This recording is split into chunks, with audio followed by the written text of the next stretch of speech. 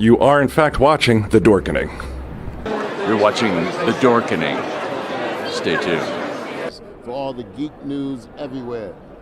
Dorkening. And this is The Dorkening. Trust me, I'm smarter than these guys. Because The Dorkening is the best and most educational entertainment and information source that the Trauma team knows of. It's the best. The Dorkening.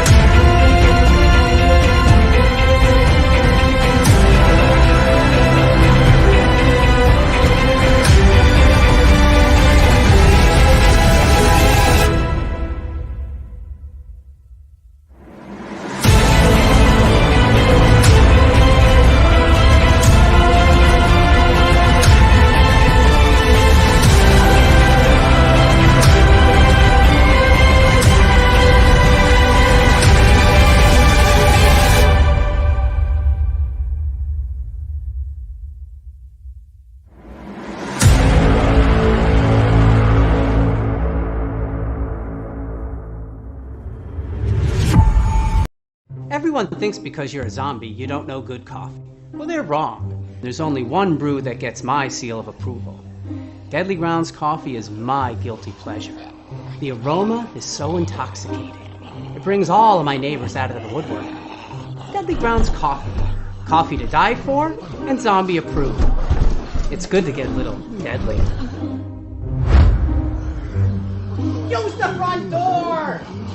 Oh, they're so disgusting. Hey, happy Tuesday, everybody. You're watching Splash Pages. My name is Leo. I'm the monkey behind the keyboard here. We have an awesome show scheduled for you, as always. An amazing guest tonight. And without further ado, Mr. Velvet, how's it going? It's going great. And you know what? If you see my face, it must be Tuesday night. And that means time for Splash Pages. And we do have an amazing guest that you're going to hear about pretty soon. But we also going to be talking about some comic news. And we're going to talk about a great storyline, Justice League International Europe, number 1 through 8, which we read this week. And yeah, that's a classic story from 1983. And that's about all I have tonight. So what are we going to do? We're going to move on to my man right down there. Or there. Or there. He's over there somewhere. Where are you, Jar Jar? Jar Jar?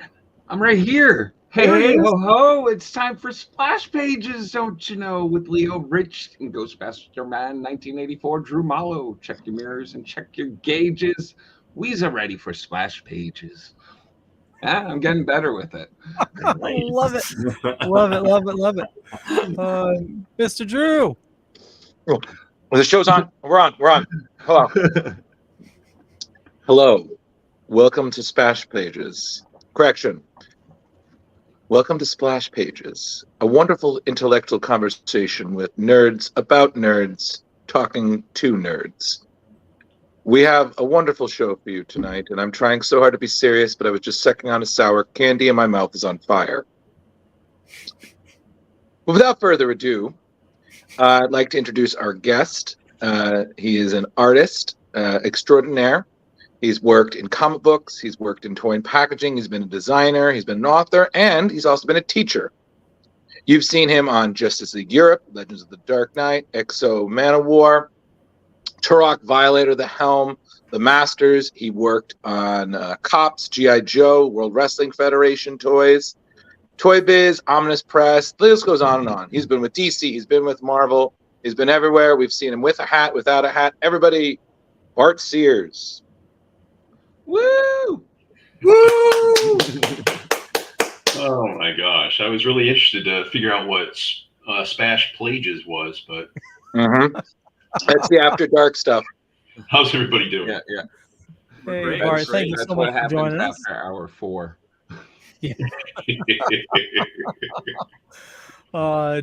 Bart, we won't keep you for 4 hours. That was definitely a joke. So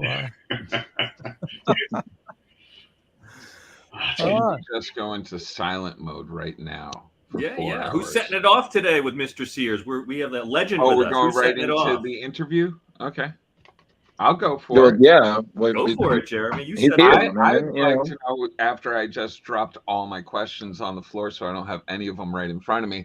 I'm really interested in your teaching at the Kubert School. Mainly, did you have any students of note that you were like, or that have become somebody that's special like yourself? Yeah, there are quite a few. Scott Collins, Ray Chrising, Andy Smith, who actually wasn't a student of mine. He was in the class above, the year above what I taught. I taught second year, but he came down and just sat in my class every day anyways. And let's see. What exactly was your class? I taught on Fridays, and I don't know, one was maybe methods and materials, and one, I don't remember the names of them. Like, they gave you a little syllabus, but I just made guys draw comic stuff. Oh, that's good. So you kept it fun and light. I tried to. Best I could anyways. Now, was it fun for you to be able to be teaching? Yeah, it was. I mean, that was really the first time I'd ever taught anybody, and I was only in the business. Let's see, that was, I don't remember what year that was, 90 maybe. So I'd only been in the business. Well, I've been in it for 5 years, but really only 3 years, pretty strongly, or maybe a little more than 3. But yeah, I like teaching because it really made me think about what I do. You sit here and you draw, you get in routines and you keep doing stuff, but you don't think about it as much. And having to explain it to a bunch of kids that are just sponges was, I don't know. I think I probably learned more than they did, but that's cool. That always makes it a lot more enjoyable. And another thing that you did that was teaching people was you had that feature in Wizard Magazine, Brutes and Babes. Yep.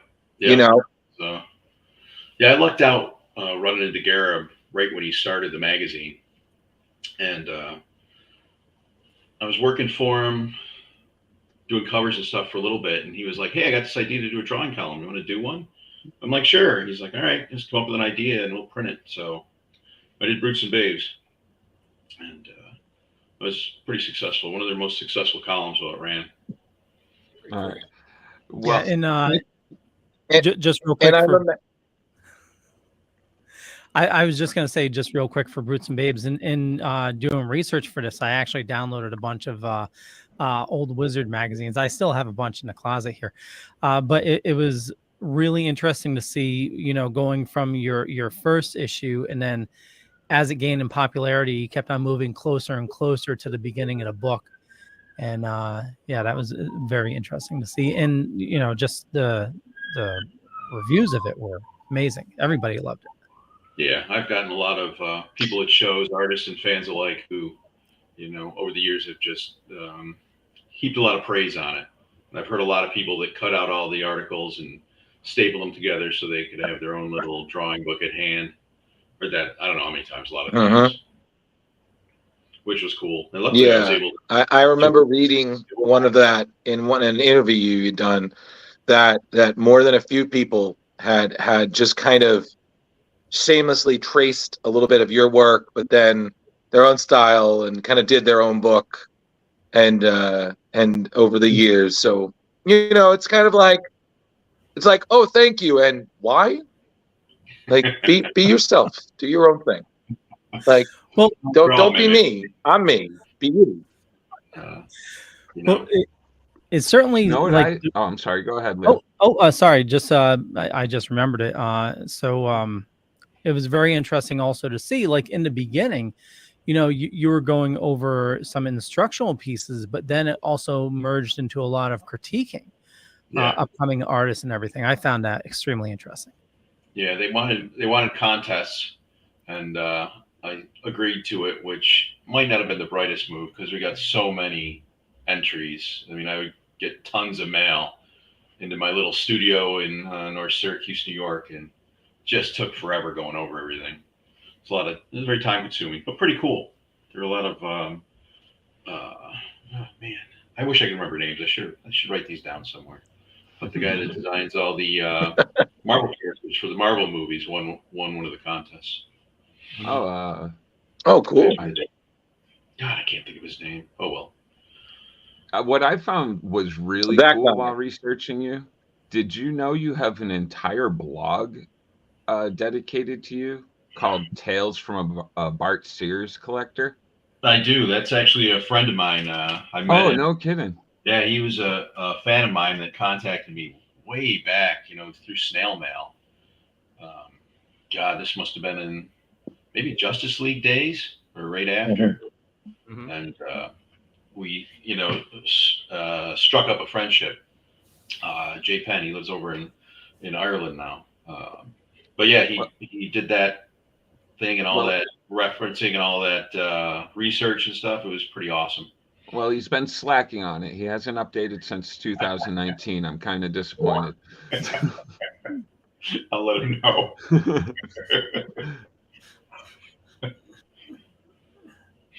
Go ahead, Drew.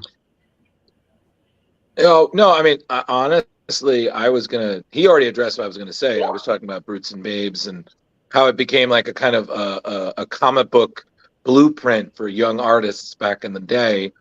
And now, he still is at cons, and people will just randomly walk up to him and say, "Hi, we'd like to do an interview with you. Can you sit down?" And he's like, "Sure, I'm already sitting. So let's do the interview." Like how me and Rich met him at Rhode Island last year. He was just drawn away, and I felt so bad interrupting. I was like, "That looks beautiful. Would you do an interview?" I said, "Sure, why not?" I'm like, "Okay, cool." And then I just talked to him about anything but books he's used to. And he was like, "Oh, wow, this guy does his homework." And I'm like, "Nope, just a fan. Just a guy. just a guy." But the one question I did have is that you've worked with a wide variety of people. When we met, we talked about you working, in proximity, working with Alan Moore for at least a little bit. And then on this book, you got to work with, Keith Giffen and J.M. DeMatteis on Cap, America, and Falcon. You worked with, oh my God, I'm blanking, guys. Who's the writer? I'm blanking. Was that the last one you read? Shit. See, this is how I know I'm tired. Drew, you're our encyclopedia. Like Christopher Priest. Okay, I'm sorry. My system rebooted. I'm back. So who were some of your favorites that you got to work with in your career, Mr. Sears? Let's see. Well, Keith was a hoot, always. That book was so much fun, Justice League Europe. And I wish I knew how much fun it was while we were doing it. Because you get immersed in this stuff and you don't really see it, from outside. But what a blast that was. And let's see. In reading that, Bart, I actually just finished it up last night. I don't know. For some reason, I was feeling that you were the character of Metamorpho.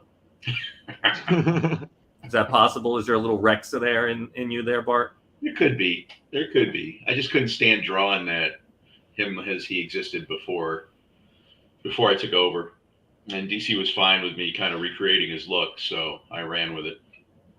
And that was fun. So there's probably more of me and him than in many of the other characters. But. Yeah, he's one of those cool characters that probably doesn't get as not much shine as he should. Yeah. And he got to beat the crap out of Guy Gardner. So. Yeah, he did. Which is always fun. Yeah, he did. That was a blast. It's a DC rite of passage. Hey, you want to be a DC character? Beat the crap out of the Green Lantern everybody doesn't like, but everybody loves. Guy Gardner. One punch. Absolutely. Bart, in January 15th of 2021, you had tweeted, TMNT, The Last Ronin. Man, I'd love to do a TMNT graphic novel. Now, in light of the fact that you just did a new cover for Last Ronin Lost, are you any closer to that reality? Nope. Damn, he just deaded that right there. He was like, no. I was hoping maybe one day, but not right now. I was hoping that the relationship had gotten a little closer with this, and that maybe there was a shot you were talking to him, but no, huh? Nope. And that cover was for, I believe it was for a big fan group. There's like a 5,000 strong fan group for Teenage Mutant Ninja Turtles, and I guess every year they choose one book and they get one of the retailer covers or something. So yeah, this year. So that's really cool. That was pretty awesome. Pretty awesome. Yeah, so that's a pretty rare cover to have right now. Yeah, I think so. I brought one up so I could show it, but I did not think to do that. Oh, we got it right here. Oh, okay. Yep, there it is. Bam. Very cool. Research. Yeah, the detail in that is insane. It's beautiful. Yeah. It's a very beautiful piece, Bart. Well done. Thank you. It's like you guys know what you're doing over there. What? We try. Oh, that's Leo. That's our monkey behind the keyboard. Go Leo. No. He got that from our shellhead, Justin, who is a big turtle fan. So this is a well-oiled, nerdy Justice League. Everybody has a purpose. Our drama is contained within one issue, and there's only a crossover every other Friday. So yeah, we're not on a DC Marvel level, but we're getting there. So that's beautiful. You tweeted the original image here. Absolutely amazing. Yeah, that was a sketch cover I did a couple years ago now. I think that was the first time I drew him. Right. Nice. Now, I think you could probably still find something very similar to that on BartSearsArt.com. Probably, yes. So, another thing, Bart. Pick yourself up a piece. Another thing, Bart. What is it like? What's it like designing toys? Because I imagine it's a little different than creating a 22-page comic book. Shitload easier. Oh yeah.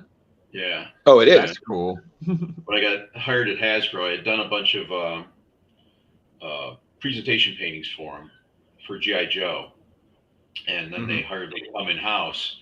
And originally I was supposed to be the G.I. Joe guy, but I was there like a week or two, and they got the cops license or whatever that was. Right. So I remember the cartoon. But I remember after about a month, the two character artists, thank you, the two character artists that were working there, Mark Huntington, Ron Rudat, kind of pulled me aside and said, "You're working too fast. We've got a system here." So slow down, asshole. So you're making the rest of us look bad. What are you doing? Yeah, kind of. They primed the pump pretty well for what work was expected, and so I said around a lot. Yeah, well, that's interesting. The only time. So was that the only time you were told that you were having too much fun? Like, oh, Bart, you need to, buddy, You're having too much fun. Yeah. You need to pull it back. Moderate your fun at this. Yeah. Like joy, you. Time. Only time that I recall. Yep. Were you able to collect any of the toys from that time? Stupidly, I did not. I have a box full of parts, and that's about it. Ah, man. I didn't think about it back then. Shoulda, woulda, coulda. Were there any cool throughout all the designs artwork back then? while you were there? Oh yeah, Bart, that's true. Were there any cool designs that never came to fruition?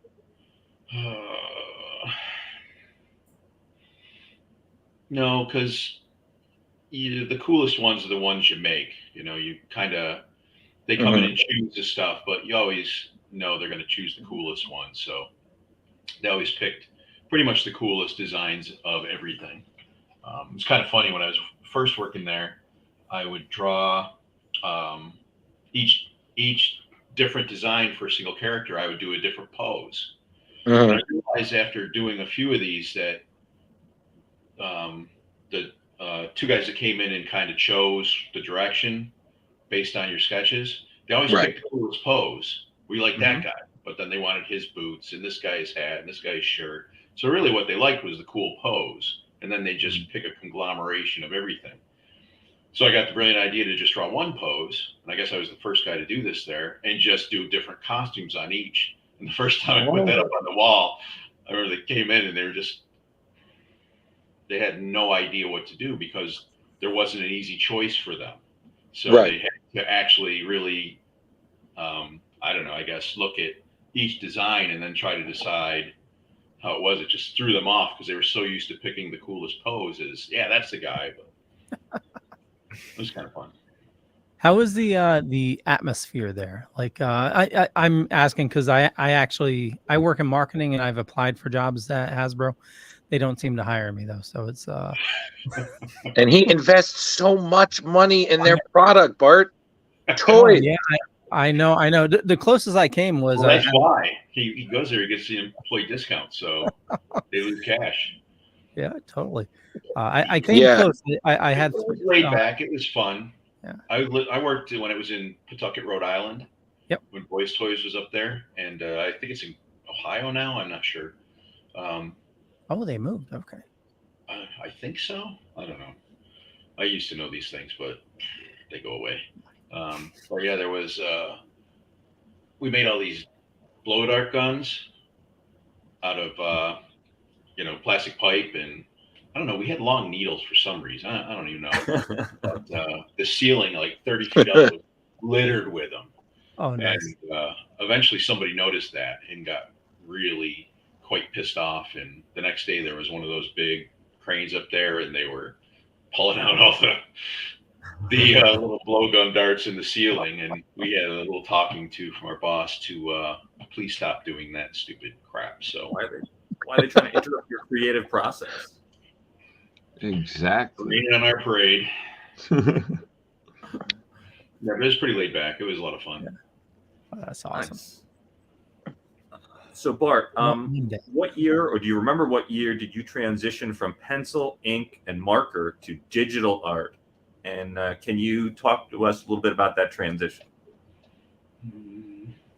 Actually, it was around 2008. I think the end of 2008. I got hired. Oh no, it was before that. I had a small job where I worked with a tablet, but I won't really count that because I never did any comic work or anything on that. But I got hired by Heatwave in Austin, Texas in 2008, and sat at a Cintiq my first day and started drawing. And actually, I have the exact same Cintiq still, but that was where I just started doing digital work, and now I do it depending on the job, kind of. A lot of times I'll do it, in real life if it's needed, or if it's, can be resold, or if it's not, then I'll do it digitally. Okay. What is your preference? I have a preference. I didn't think there was any real problem transitioning. I mean, the hardest thing was trying to figure out, what the quirks of the program were, what buttons to push and how to, get a workflow going. But the actual drawing, I didn't have any problem transitioning. To me, it was just another tool. Very cool. So, being a creative, I always heard stories from people in the comic industry of, epic dinners where writers and artists just sat and drank and would just throw back ideas, maybe lunch and whatnot. Were you ever like at the table when something was pitched that I guess maybe became something like bigger, like, oh, this would be a good idea. Let's do that. Or like, were you like in the room when some epic comic book shit like just got thrown down and later on you're like, yeah, I was there. They proposed that idea and, I heard it. A lot of drinking and a lot of eating, but no ideas. That was never part of any gathering I was ever involved with. And see, guys, we're doing great. We're doing great, everybody. That's what we do every time we get together at a con. Just eat and drink and no good ideas. No good ideas. The closest thing I had to that was Andy Helfer once took me to a dinner at the top of what was it, 666 Park Ave or whatever, there where DC used to be way back when I started. There's a restaurant up there. And he took me to a dinner up there with Jeanette and Dick and I can't remember if Paul was there, who else was there, but it was Andy, a bunch of the executives, and me. And I still don't know why he brought me. And so I pretty much just sat there, ate, and listened. And the biggest thing I took away from that dinner was when one of them brought up top rate, and they all started laughing because top rate was whatever they decided it would be from 1 minute to the next, depending on who they wanted to reward with it. It was they thought it was a joke. So I was like, interesting. Do these people even say this around me? I have no idea, but that's the only thing I remember from that dinner, really. And that was the only meeting like that. Now there were meetings at Acclaim that were, everybody together in big comic, group, and you're throwing out different ideas and stuff. So I guess that did happen. But there was a meeting there. It was more of a middle of the day bagels and coffee kind of thing. And Nice. I guess there were other meetings. I mean, we had a meeting, but that was just me and Ron and Andy and our editor, and we all knew what we were going to do anyways. But we took the free trip and the free meeting time and dinners and whatnot. So, what did you work on with Acclaim? EXO. Awesome. Yep. Oh, nice. Okay. Yeah, I worked with Valiant initially on EXO and Turok, and that went down in flames. All from my fault, that one. And then went back to them when Acclaim bought them out and did EXO run for a while. That's when they were doing 2 a month for no reason whatsoever. Burn people out. Why are you taking the blame for it going down in flames? Well, they Masarsky at Valiant wooed me away from DC. And I agreed to do too much work. I agreed to do EXO and Turok monthly. And once I got there, I wanted everything to be perfect, and that slowed me right down, and I just wasn't able to produce it. And I wasn't smart enough or mature enough at the time to immediately own up to it. I just kept trying, waiting for the dam to break and all the work to flow out, and it didn't happen. And that. Would you say that's probably one of your biggest regrets of your career? Oh yeah, definitely. Yeah, definitely. I wish but I learned from that tremendously. And at least you learned. That's with situations from. That's from the takeaway, I guess. Yep. So absolutely, and it's growth. I mean, we definitely saw that. I mean, looking at like Justice League versus like when you were last supposed to be on, we were reviewing the Captain America Falcon series, and I've seen other things. And your style is varied now, and it has evolved quite a bit over the years. I've always seen my style as basic drawing. I didn't give a crap what line work I put over the top of it. Everything I do is based on the fundamental basic form and shape drawing that I see as, you know, the way I draw stuff, and then I can put any line work rendering over it that I like, but it's all comes down to that basic form style, you know, and how I do figures and structure things. Well, and I think to your credit that's why your style, like you like certain artists are very, I hate to say it, dated. Like there's certain, especially the way that they draw their style, it's very much of an era. So you know, it's almost like they become that fossil. Like, oh, this is how we used to draw back in the day. But I'm like, yes, but it's 2022. So styles have evolved. But like you said, yours is very.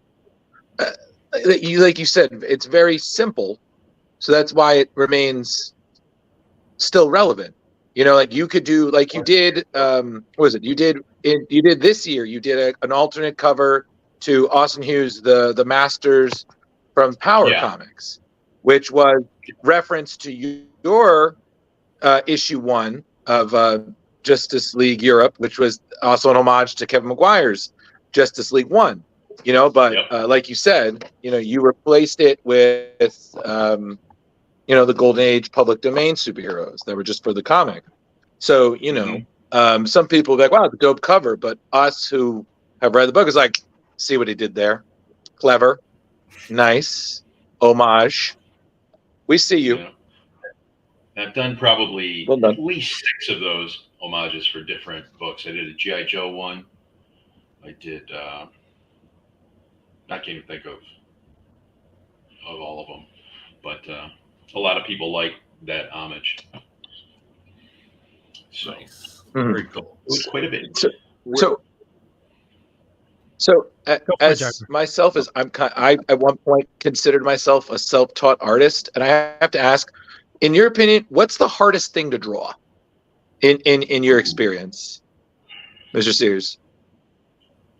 I would say. Did you say Mr. Sears? He sure did. Sorry, Bart. Always hands and feet, but the hardest thing Oh my for me God, initially thank you. was females. I had grown up drawing, you know, Tarzan and Conan and stuff, and you know, I was never a good girl artist. You know, I was always, you know, give me, you know, blood and guts, and my first job at Marvel was drawing biker chicks, and I was like, oh, motorcycles and chicks.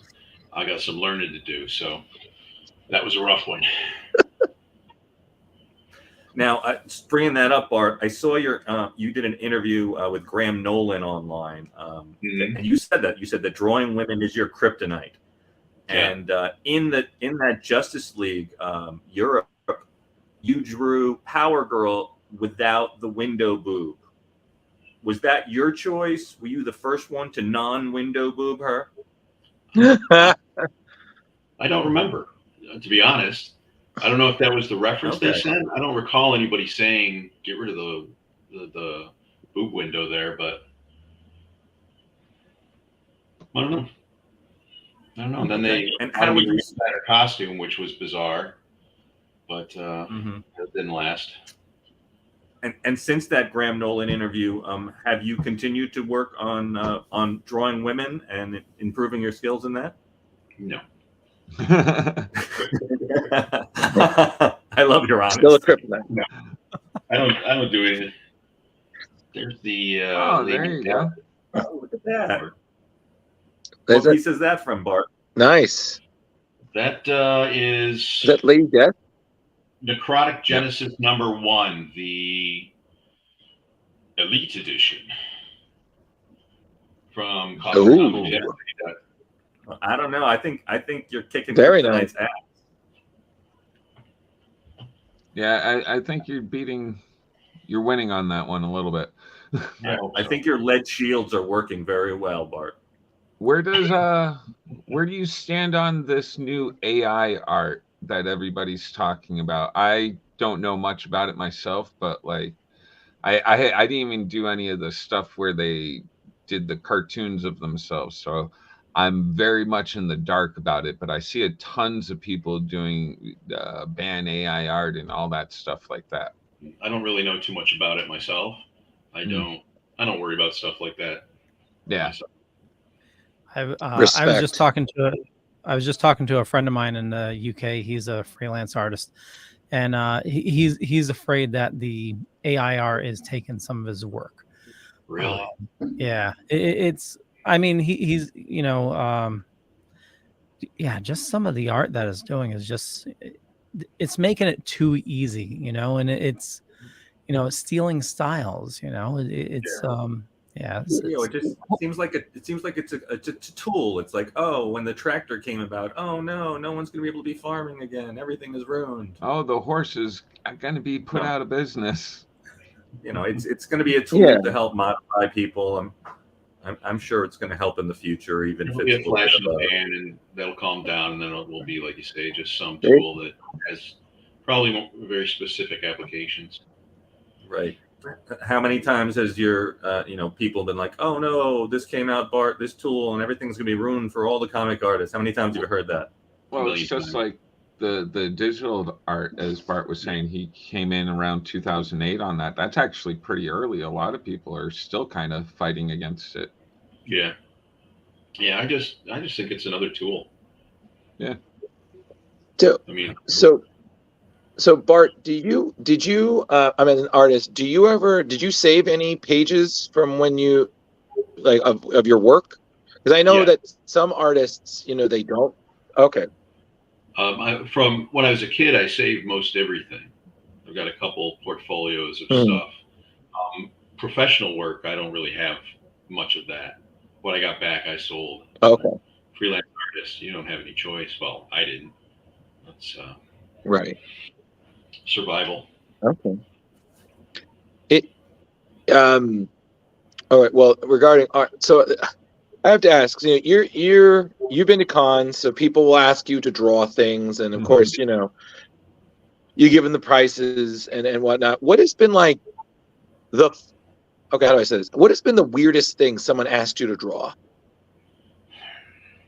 Well, I didn't draw it. So no. Oh, okay. But the weirdest thing someone asked me to draw that I actually drew. Yeah, we curse and we can say R-rated things here. It's okay, Bart. Oh, okay. That's good. They'll stop out whether I want them to or not. Say it. Well, I guess one of the weirdest things was, crap, it was just last year. It was, what's the name of that band? And the guy from the 80s with the skull. He had a skull face. Iron Maiden? Iron. Was it Iron Maiden? What's it? Yeah. Eddie, the skull guy with the guitar. Yeah. So I had to do a headshot of him, which was weird. And it was at a show where the guy who created the look of him, that drew him originally, was across the booth. But it was actually my most liked post ever when I put it up on whatever social media I put up on, which I was like, holy crap. I mean, by a lot. I mean, like thousands and thousands. Oh, okay. That's pretty cool. Crazy. But that was probably one of the most unusual things. I mean, people ask for nude stuff and, weird. I always wonder what's going through the mind of those guys that are like, I want Wonder Woman with her breasts out in bed with the Flash or something. I'm just like, okay, like, funny thought. Don't get me wrong. But like, what are you doing with that? Like, it's not really. I never asked that question. Yeah, no, Jeremy, I have you beat. I'm sorry. No, I have you all beat. Quick. I know somebody. Yeah, go for it. Oh no. Bart, is that your line? No nudes? No, I don't mind. I do stuff. Oh, okay. All right. I don't care. Go ahead, Drew. I'm sorry. With that said, I was going to say, I want Wonder Woman with their tits out. Oh my God, Jeremy! I'm sorry. Leo, cut his stream. He's on a timeout. Yeah. Just real quick, I put Iron Maiden headshot into Open AI, and this is what it came up with. Yeah, Bart's is much better. Yeah. Oh, yeah. That looks like totally. I don't think he has to worry.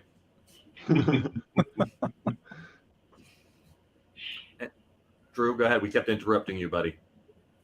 Oh no, it's fine. I was just gonna say I knew someone who told me that he was friends with a female artist who a guy had her. I think she was doing like commissions for like 150, 200, and apparently this guy had paid her to do a commission of her having of him having sex with her, and she did it. Wow.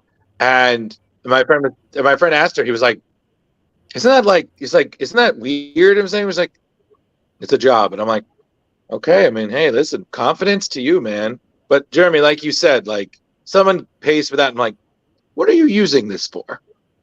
Yeah. Is this, really? Yeah. I mean, don't get me wrong. I have weird thoughts myself.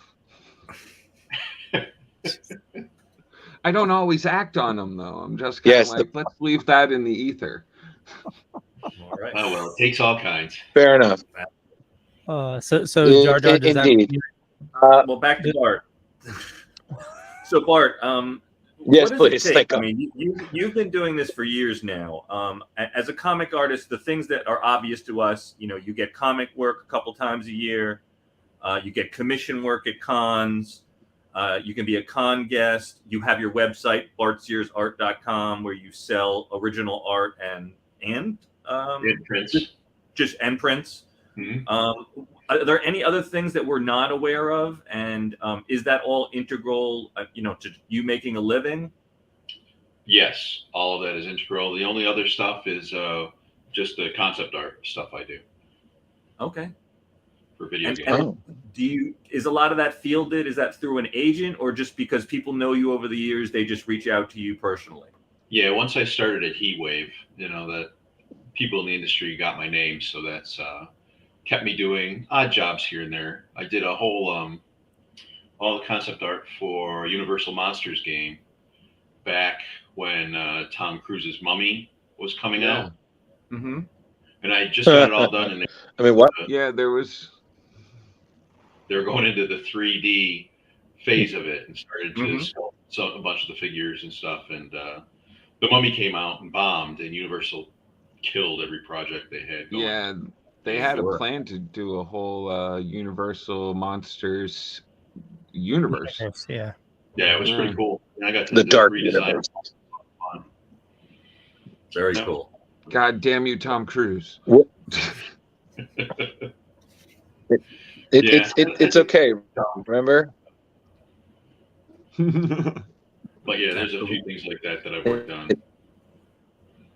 But, cool. Is there one particular project, Bart, that really sticks out to you that was most? Well, I guess the Turok thing was.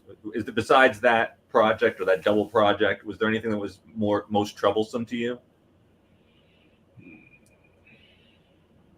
Well, I loved being able to write and draw Blade. Mm-hmm. What annoyed me about is that for Marvel? Yeah. Okay. What annoyed me about it is I got the job to draw the monthly book, like I guess at least a year before it actually came out, and they couldn't find a writer they liked, and I kept asking to write it. Finally, they said, "Well, put in a proposal," which I did, and they loved it and said, "Okay, write it." So, but by that time, they'd already had a date etched in whatever stone they have there at Marvel, so they wouldn't move it back. So I didn't really get to draw it. I got to draw like 4 or 5 pages, and then I do breakdowns for 3.5 issues, and then I didn't even have time to draw it anymore because of the schedule. And that just really ticked me off. The other thing that annoyed me about it is I never got, I thought I'd get like edited, It was my first real professional ongoing script writing job. And I never got a note or anything. Every stupid word I put down made it in there. I thought I'd get a little more guidance, how to do that part of the craft. How long did that run last? Pardon? How long did that run last? 6 issues. Okay. 6 issues, and they told me the feedback from the retailers was, "Why'd you wait a year and a half after the Blade movie came out to do a Blade comic?" So right, so a little too late on the timing. Yeah, they just missed the boat, but that was pretty cool. But that was frustrating from a work side of it. Even though I love Blade, that's a book I'd do again. Of course, another right character. Yeah, now call you up writing to the was MCU for some of the writing. He's like, yes, please. Yeah, sorry, much better.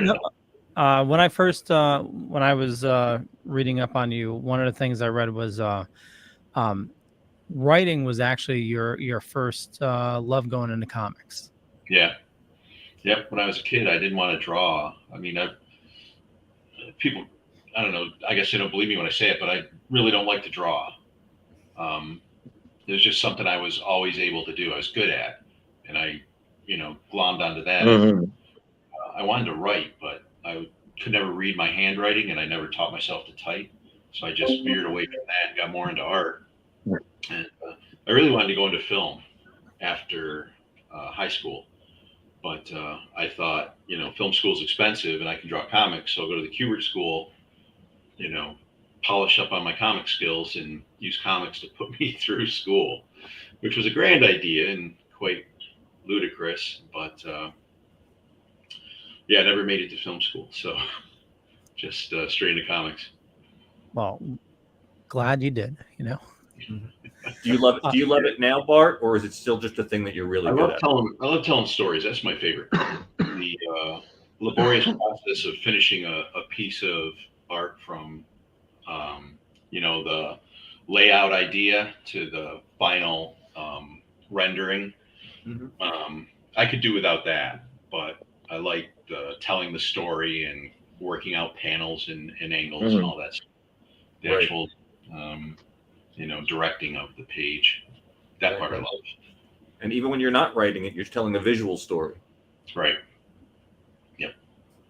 Absolutely. Now, do you prefer to color your own stuff, or is there a certain colorist you enjoy having go over your art, your lines and stuff? I've been lucky to have a lot of good colorists, and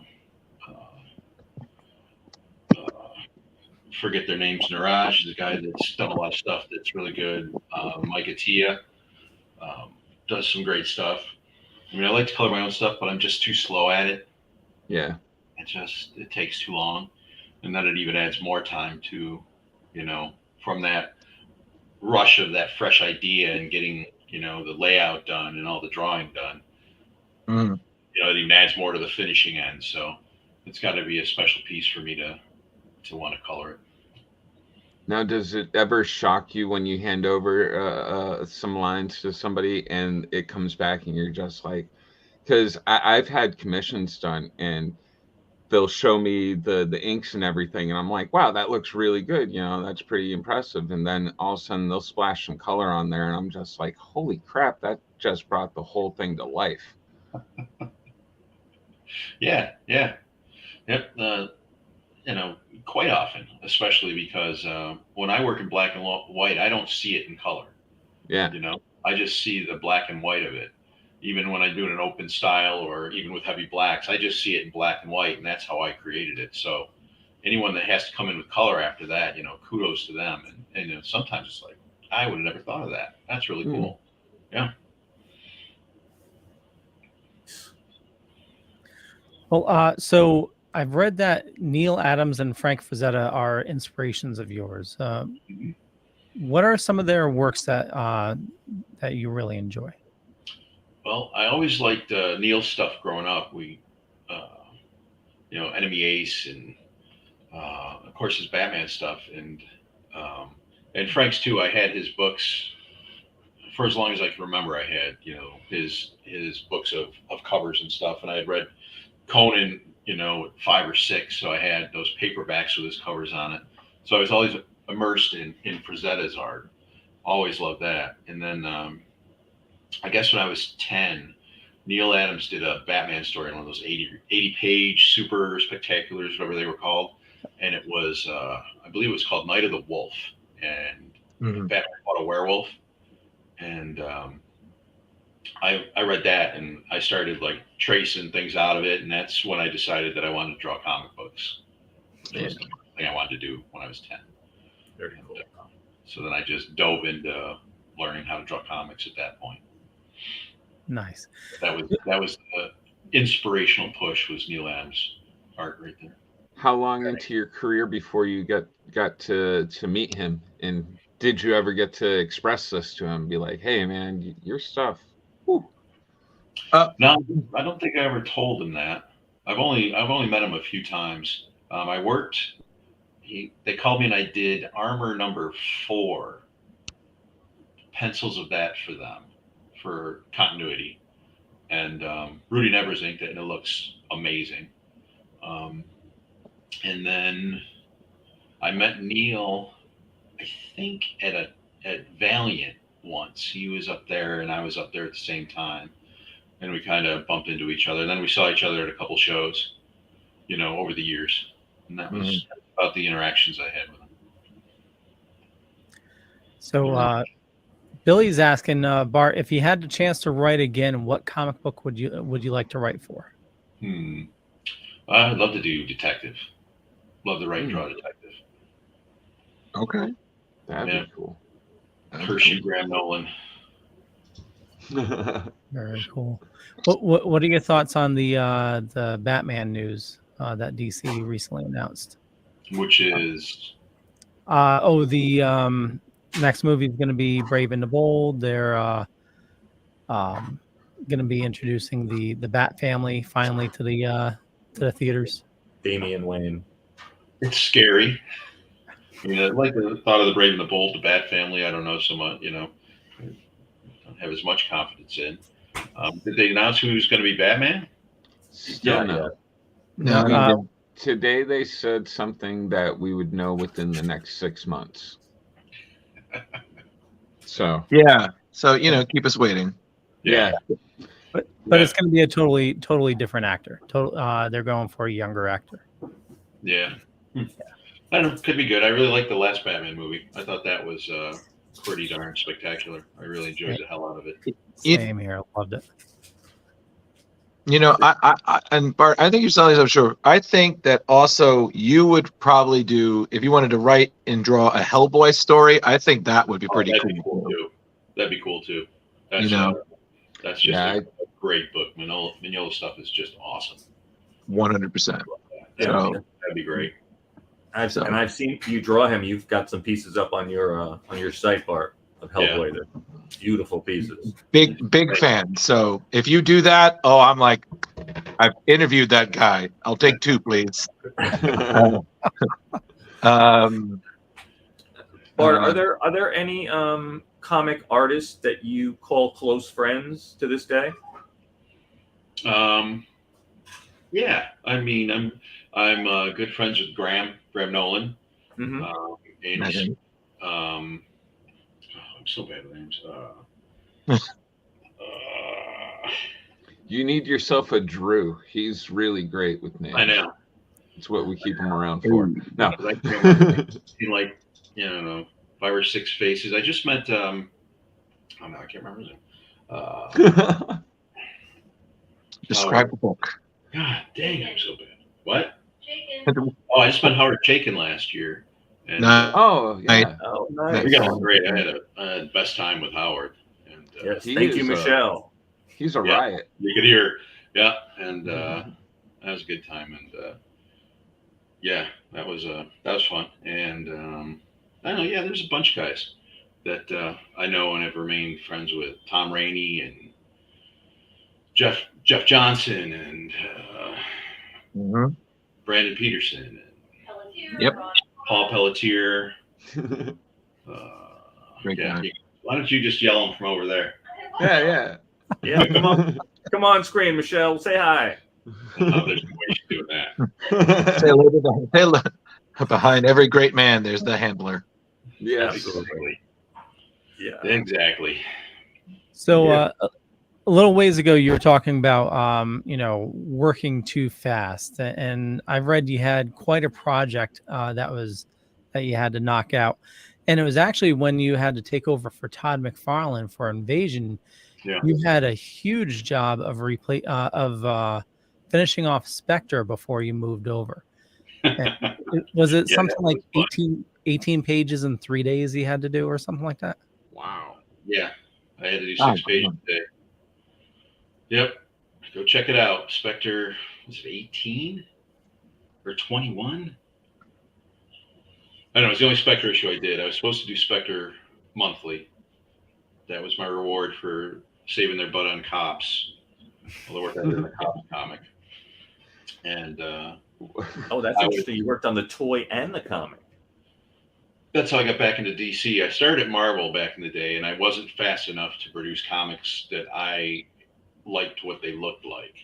So I got out of comics and got into illustration and then in toy design. And then when I was at Hasbro, they brought DC up to do the comic. And the marketing guy at Hasbro was like, hey, you like comics? Why don't you bring your stuff and show it to these guys while they're here? I'm like, all right. So we had the meeting about the Cops comic, and then they said, well, let's see what you got. And so I showed it to him, and Andy Helper's like, geez, you show comic books? I'm like, all right. So he called me a couple days later and said, hey, you want to do comic? I said, sure. So he gave me Cops issue 4 to do. Mm-hmm. And so the next day I quit Hasbro. And I called Andy, and he's like, I told you not to quit. I told you, why did you quit? I can't guarantee you any work.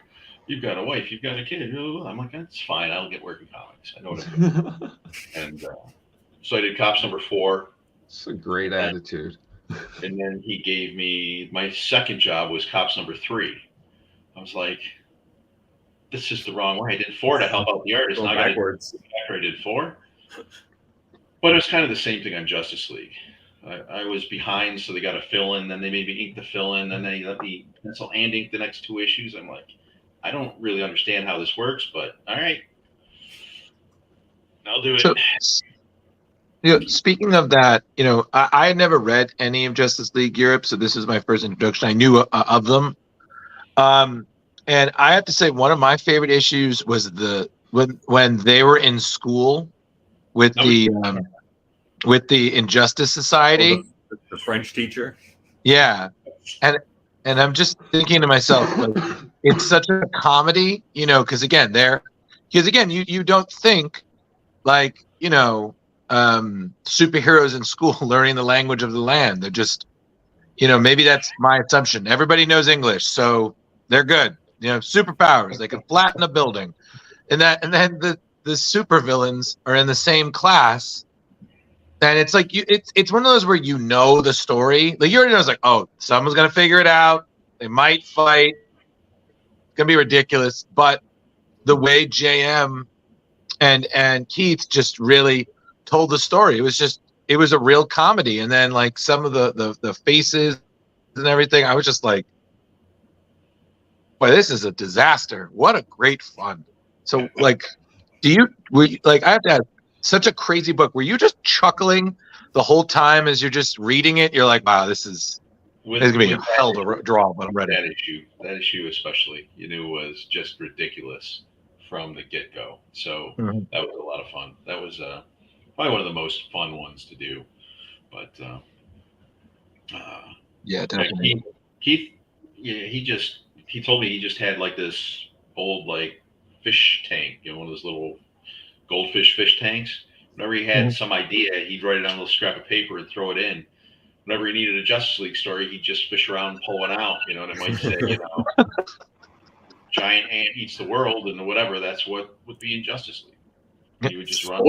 Spoilers, industry secrets. Yep, there you go. All right, Leo, we're going to get a fish tank. We're going to write down all the books that we're going to read, and we're going to have you hook one in, and that's the book of the week next week. Got it. New plan. That part, selecting the books isn't so much the problem. It's getting everybody to write the names down on the pieces of paper to put in the fish tank. Well, you hire somebody to do that. Oh, yeah. You know what? Jeremy? Talk slower, okay? I'm sorry. Hey, we're still 6 months away from getting live reads, so come on, guys. There's no budget yet. We're getting there. We don't even have a budget for a fish bowl, man. Oh, okay? Let's not even talk about that. We don't have that. This man is talking about a tank. We don't have budget for gravel. There's not a single dome. We got a Mysterio head or whatever. This is ridiculous. You know what? No, you know what? I'm gone. Talk to my agent. You got an agent? I'm just kidding. I'm still here. So I'm good. Leo's everybody's agent. Oh, Yeah. okay. Yep. Yeah, but he likes everything, so he's a horrible agent. That book. Good idea. Would you do that? Let's get that. That's not I've never heard him say, I didn't like that. I've said it a couple times. I don't think I've ever seen a guest have such a good time on the show. Bart is like giggling his little butt off over there. It's like you guys are having a blast. Nice. So good to hear. So Bart, let's learn a little bit more about you outside of the comic industry. When you're not drawing or writing, what do you like to do? Is there some shows you like to watch? You go hiking? What do you do? When I work, I stream shows constantly, movies or TV shows. So I'm always watching that. Video games. Same.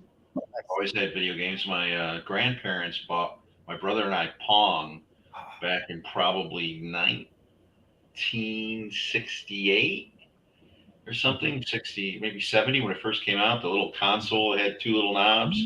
Yeah. 74 for me. Yeah. And so I've always had video games. And now for fun, I usually play Last of Us Factions when I take a break. Very cool. What's the title again? The Last of Us. Last of Us Factions. That is Two great games. And the TV show is awesome. Yeah. Are you playing online? Like, can any of our fans get to play against Bart Sears in The Last of Us? Oh, no shit. Yeah. That's dope. Oh man. Sony, Xbox, or PC? PS5 or PS4. I don't have PS5 yet, but what's your handle if we see you out there? Blood of the Ramen. Blood of the Ramen. Oh damn. Oh man. Listen, you just told us you shouldn't tell us that, man. You're gonna get some Molotov cocktails by some critic. You just see this now. I suck, man. I love that game, but I suck so bad. If you haven't played it, I highly recommend. If you like Last of Us, there's Days Gone. Days Gone, yeah. Yes, good call, Leo. Yeah, and Ghost of Tsushima is friggin' amazing. Yeah. I like that too. Yeah. I didn't play much of it. I don't have time. I jump in for 15 minutes and jump out. Except the two Last of Us games I played through, because how could you not? But, I only played through the first one, but the second one, my son played through. I've lost the ability to play video games at this point. I suck so bad. I play on easy. Yeah. Oh, yeah. Obvious. That's all I do. I just want to enjoy it. I don't want to scream my lungs out at some stupid programmers. I made the mistake of what the hell is that game? I can't remember the name of it. It's Wicked Hard. Oh, the Wicked Hard game. Lost Souls or Demon Souls or something like that. Yeah, it's the latest one of that, and it's like, why the fuck would you make a game this difficult? I tried the first one and I was out of that series right away. I was like, yeah. The latest one is like open world, so I figured I'd enjoy it more. But like as soon as they bump you down, like the first minute, they throw you in front of a boss that like totally destroys you, and you could actually kill him, but yeah, it's fucked up. So when you're streaming, what are you watching for like TVs or movie? I'm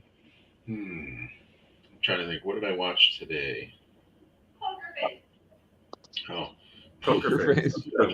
Yeah, we've been watching Poker Face. We just finished everything that's out on that. It's on Peacock. Nice. That's the one. Yeah, we've been watching that too. It's a good one. And we just started Station 11 on HBO Max. Nice. It's actually pretty good stuff. And I think what else is good? So much. I can recommend Bart. Inside Man on Netflix with David Tennant was really excellent. I think it's one of his best performances. Which one is that? It's called Inside Man. Man. It's on Netflix. It's with David Tennant. That one. Oh, Jane that is was, best performance. David Tennant, Really worth watching. Yeah. it's Pretty dark. sure I saw that. And we just Yeah, it is dark. It is dark, but I think Bart can handle it. Oh, yeah. I like the dark stuff. We just watched Chainsaw Man anime. And Oh my look God. at you. that's really good, and it was so good. My son, we had to get all the manga books. Oh, nice. Mhm. We had to get him a Shonen Jump subscription so he could continue reading it as Yep. it comes out. But that's really cool. So- And I just started reading Death Note manga, which is really good. Is James Gunn jumping into the DC cinematic universe excite you, or you don't care? Well, I mean, he's done good stuff, so I have high Thank hopes.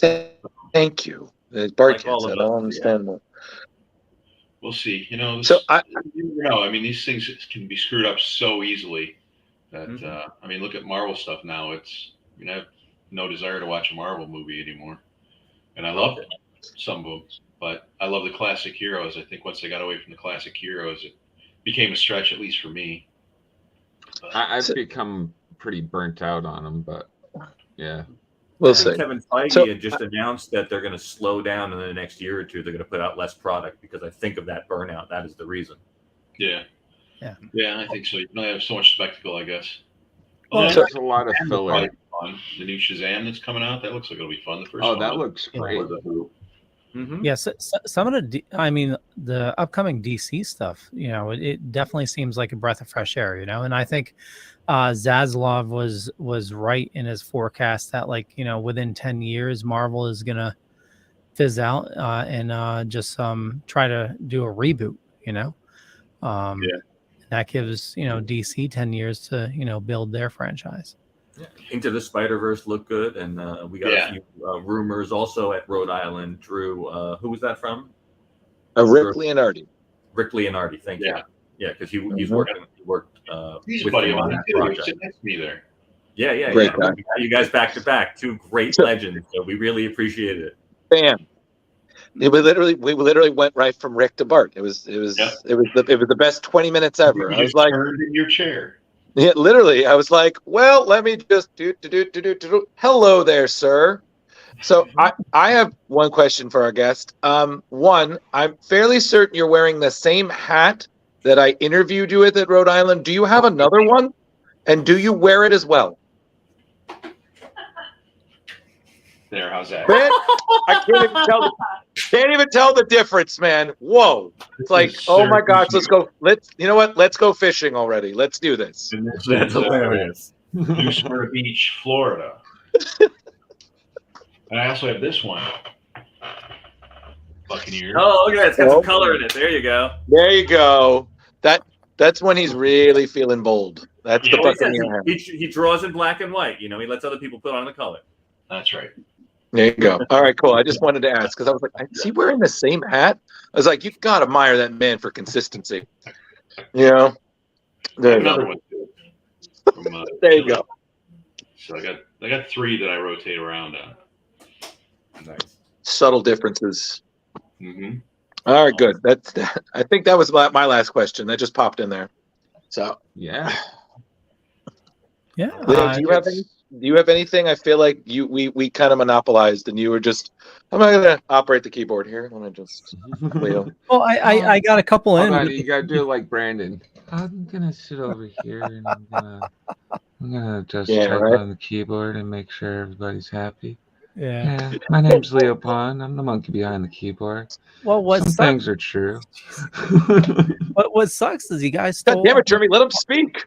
all my great questions. It's All right. What about you, Jar Jar Velvet? Any other questions for Bart? We've been pretty thorough with Bart, and we certainly appreciate his time, and he's been lovely and laughing with us. So I hope he had a good time. And I did. Thanks, don't guys. forget, I'm sure down below and above there's links to all of Bart's Instagram and everything else that he has. And definitely, if you want some of his original art, or checking him out at bartsearsart.com. Yes. Actually, on that question, sorry, Drew, I cut you off. Yeah, you got something else. Great. Oh, Bring it fucking on. damn it! Like I a was blade. just gonna ask on like, say somebody's gonna in July go see you at con. What's a bust commission cost? What are we running for? Your firstborn children. I have one. I believe those are $250. Oh, that's not bad. Oh, that's pretty good. Okay, Cool. nice. Yeah. Awesome. Well, And everybody also, support Bart and Michelle. Buy their stuff. Go for it. Absolutely. Thank you. Thanks, guys. 4 more Searsians here. Excellent. Absolutely. Well, Bart, I want to thank you so much for joining us this fine evening. So we'll let you go, continue your night. But before we do, where do you like people interacting with you on social media? Do you prefer like Facebook, Instagram, Twitter? What do you like? Facebook and Instagram are the biggies. I always forget about Twitter. Yeah, a lot of people do. Yeah. Awesome. Well, we'll let you go. The only thing is after tonight's broadcast, if it doesn't finish uploading for you, I may have Rich send you a link to finish uploading because everybody does like their own individual upload. And then we're going to be chopping this up, this interview up and reposting it all over the place. So we'll make sure we tag you during that. Excellent. Appreciate it, guys. Thanks again for having me. It's been fun. Thank you so much. Thanks, Bart. Thank you. All right. See you guys later. Thank you, sir. Have a great night, Thank sir. you. Yep. You guys too. Zoom. All right. I thought that went great. That was cool. That was so cool. Yeah. Sorry, I got excited towards the end. I was. Why would you talking over apologize?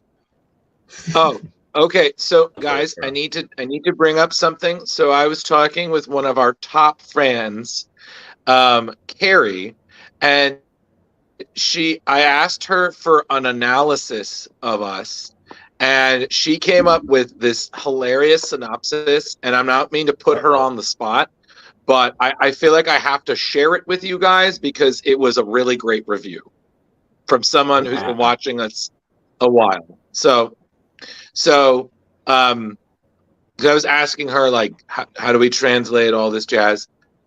So she said, and I quote, me, "You're a font of information. Velvet has the energy to keep anything going. Jeremy has some good insight and a level of calmness. And Leo is always like a very excited kid." I was like, what an analysis. Nice. Thank you, Gary.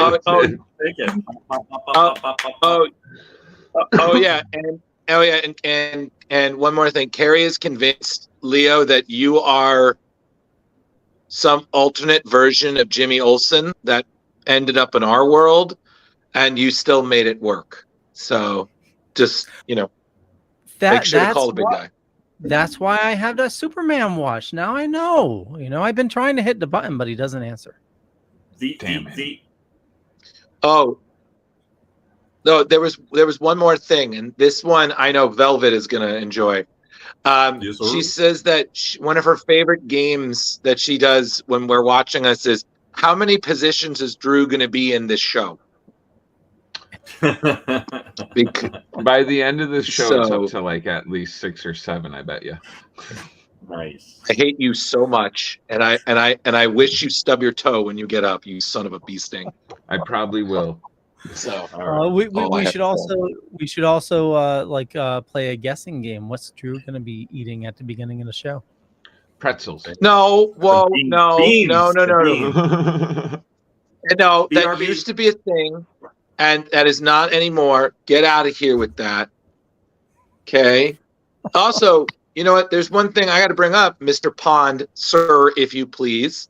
We are, I think, what are we, like 10, 9, or 8 days counting till season 3 of Mando? We are. Oh, wow. Yeah. Is it really that close? Boom. It's what, the 14th? Yeah, no, March we're 1st. at the 22nd. Aren't we? 21st, geniuses. I don't know. The It's the 21st, and I thought season. The kids are on I vacation thought right season now, so 3. I'm like, Yeah, season 3 starts March 1st. March 1st, yeah. Yeah, it's like and like season next week, 4. guys. Yeah, season 4 is already written. Wait, they already approved season 4 of Mando? It's already written. Holy shit! Holy shit! Oh, that's a sweet shirt, Guys. I just He's want to tell back. you, I'm so fucking charged. We had such. I thought that was such a great interview. Yeah, it was. Yeah, we're Velvet. We're still on, but yes, I agree. I know. Just got to share my joy. So I guess do you guys want to just briefly go through some of the news and we just talk about the totally book and then done? I'm not sure what more there is to say. Yeah, sounds like a good idea. Oh, one more thing. I just wanted to show you all this pillow that I sleep with, and it's very nice. Fuck Drew. Yep. This is actually not a spite gift. This is a friend of Angie, my girlfriend, that they saw this and thought it was too funny, and I agree. So I rest my head with this. Is it in reference to so something? just wanted to let you know. Did it say fuck before, or was that totally like an original design? Oh no, no, that's the original design. So okay, is it in reference to something that we're not catching? Oh no, it's just that was that, and the friend saw that and knows us and was like, perfect. And Drew she got that and showed it to me. I was like, I hate you so much, Velvet. Get a better hair dye. Fan of the bird. He's a big fan of the bird. Bird. All right, on to news. Let's talk some news. Yes. Yeah. It's time for news. What do we got? Top of the hour. I will. All right, so Leo, if I'm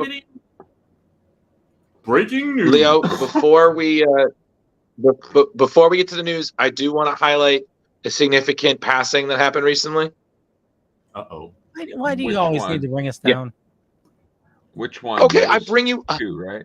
Listen, this is like Andrea Bocelli. I bring you up so we can lift you. I bring you down so you can lift me up. Okay, so I do want to point out that we did unfortunately lose the great female actress Raquel Welch. She passed away recently. You know, a lot of us, some of us don't remember who this person is. But if I say, "Oh, it's the woman who was the poster in Shawshank Redemption," everybody will know who that is. Which is true. That was Raquel Welch. She was a famous actress. She really did her. She really was one of the earliest of the kind of the poster girls. You know, I think she was in like a prehistoric drama movie that she was in that dinosaur like fur bikini, and that made her an international sex symbol. I guess before sex tapes were a thing. She still acted up until her end. Oh, okay, cool. Listen, she still acted until the end. She's a great actress. Thank you, Jeremy. No problem. Personally, I always remember her in her brief role in Legally Blonde, but she did a bunch of other stuff before. You know, it's a real sad loss. She was a wonderful, from what I can tell, wonderful lady. Yeah, you can actually go a little deeper. All right, I'm good. I saw some videos of her. She was actually in the Mork and Mindy show for an episode. Oh, she was. Right. You want to do a deep dive? You can find that. Deep dive. It was like he's instantly typing to find it. So anyway, deep dive. Yes, what Jeremy. do we think? Do we have? Are we doing speculation for who they're going to cast, or we not care? For DC movies. That was the news that came out today. The 6 months. They're assuming it'll probably be at San Diego Comic-Con. Oh wow! Because Rich, wow, holy crap! I did not lie. Hilarious. My God. Raquel Welch, Mork and Mindy. It happened. There you go. And Absolutely. I'm sorry, Jeremy. Go ahead, continue. I'm sorry. Oh no, I was just wondering if we were gonna do any speculation or anything on who we feel should be cast. I don't know. Maybe that was just Do you silliness. have any speculation on who you I think should be don't cast? really have any speculation. All I want is for it to be no-name actors and actresses. Okay. I Here, just I got. want for I- less I've got money some on casting. who and more money on the stories and the universe. Okay. Here, Gotcha. I've got some. Yes, I've got Blue. some casting options. Go for it. Okay, ahead, so we Drew. have. So here's casting. Leo Pond as Perry White.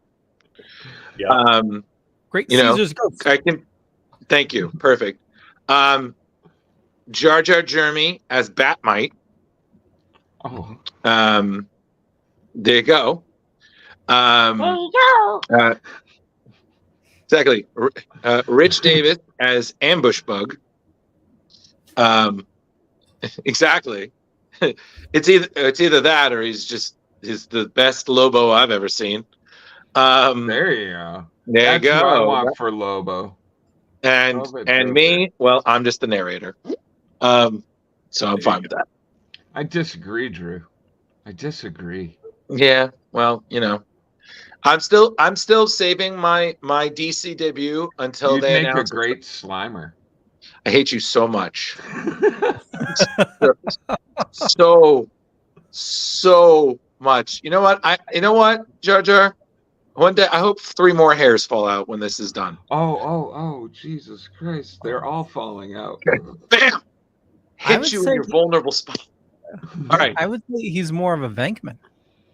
Oh, there you 100%. go. No, I'm sorry. I act like a Venkman. Oh. I'm essentially a Ray, but we'll get to that later.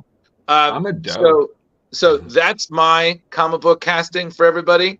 But Leo, please give us more news. So going over the items that you threw into chat. Speaking of DC Studios announces Batman Family appearing in a new movie, 8 Heroes to Expect. Wait, now J-Bo said that may be a suspect website. So have you backed that up, Leo? Oh shit!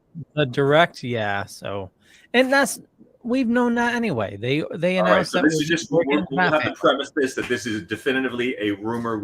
This is not confirmed. This article. Correct. Shit, yeah. They're just no. We can go along with it. They're just speculating who's going to be in it, and we can go over their list. But we do know that the Bat family is going to be included, and most likely it's going to be Damian, since that's the book that they reference. Obvious. Yeah, Cool. but so they reference. Well, they don't reference, but their list from the direct that we would see Dick Grayson most likely. Makes sense. Barbara Gordon as Oracle. Mm-hmm. Jason Todd as the Red Hood. Okay.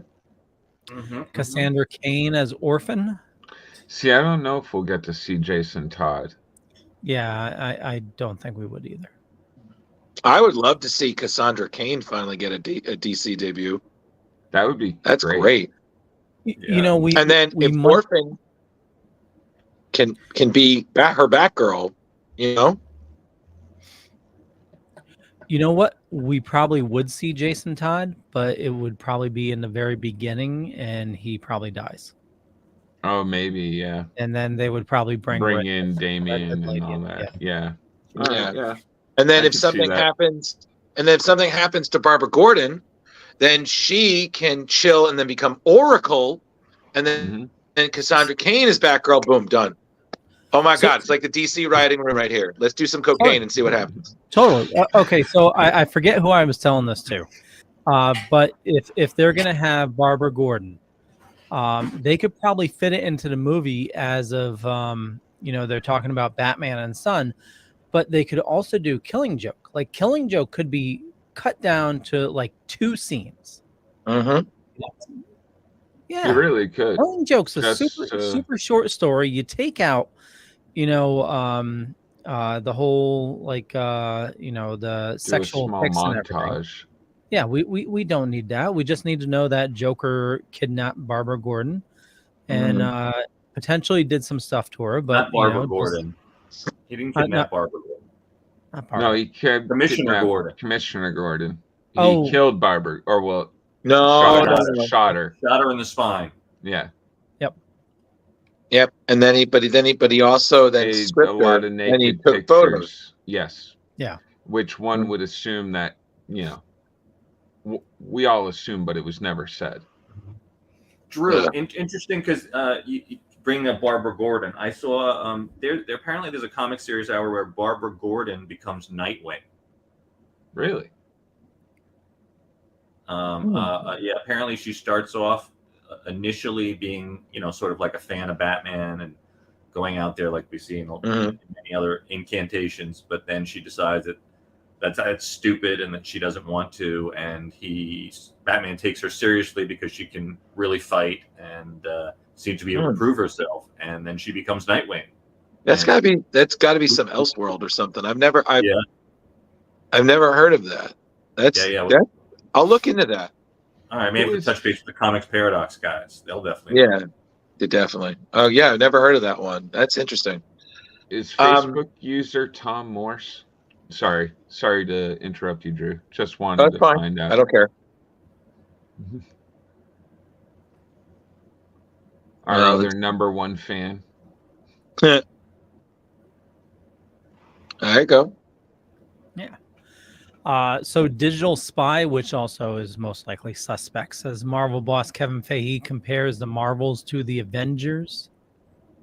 The Marvels? Yeah.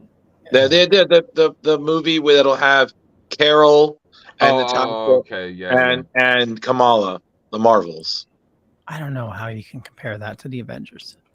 Yeah, he says a lot of people the Avengers are released back in excited, 2012 grouped together Iron Man, Thor, the Incredible Hulk, Black Widow, Hawkeye, and Captain America for the first time about Loki and his planet-threatening cronies, addressing the upcoming Captain Marvel sequel. Marvel Studios Kevin Feige suggested to Entertainment Weekly that seeing Tiana Paris, Iman Vellani, and Brie Larson superheroes joining forces transported him back to those heady days.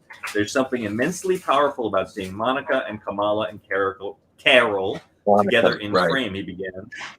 To me, it's only akin to the first Avengers movie, and seeing the six of them together in a frame, it's chill-inducing. They're so great together. They all have different histories with one another. Feige went on to single out Vellani's Ms. Marvel as a great new character in the Pantheon, following her phenomenal debut in last year's eponymous series. I can see for how some fans, I mean, for me, none of the Marvels have ever been like huge on my radar. But I can see for how some fans, I know a lot of younger fans are into Kamala and Miss Marvel there. So I could see how it could be relative to the Avengers coming together, because you're finally getting to see all three of them together.